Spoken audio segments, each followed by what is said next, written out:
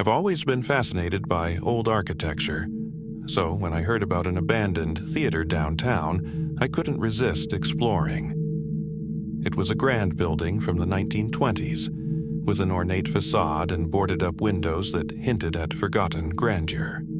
The door creaked open with an almost theatrical groan. Inside, the air was heavy with dust, and faint echoes of my footsteps bounced off the cracked plaster walls.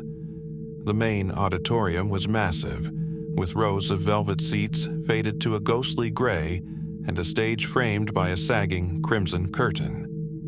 I was snapping pictures of the decaying beauty when I noticed something odd. The stage lights, long since disconnected, flickered faintly, as if trying to come alive. A shiver ran through me, but I convinced myself it was just a trick of the sunlight slipping through the cracks. Then I heard it, the soft hum of a piano. I froze, my pulse pounding. The piano sat center stage, its lid closed and its keys coated in grime. The melody was faint but unmistakable, a haunting waltz that grew louder with each passing second. "Hello," I called, my voice trembling. The music stopped. I climbed the steps to the stage, determined to prove there was nothing there. But as I reached the piano, I noticed something horrifying. The keys were pressed down one by one, though no one sat at the bench. Suddenly, the air grew icy.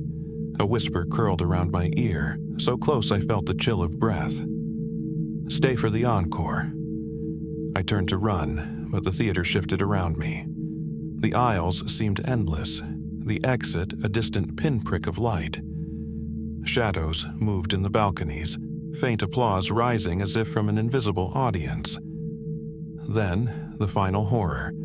The crimson curtain began to rise, revealing a stage filled with figures, faded, translucent, all watching me. Their hollow eyes glinted, and their mouths opened in unison. "You're part of the show now," they said, their voices a deafening chorus. I bolted, not daring to look back, and somehow burst into the street, gasping for air. When I turned, the theater stood as it always had, silent and still. But in my hand was a faded ticket stub, stamped with the words, "Admit one forever."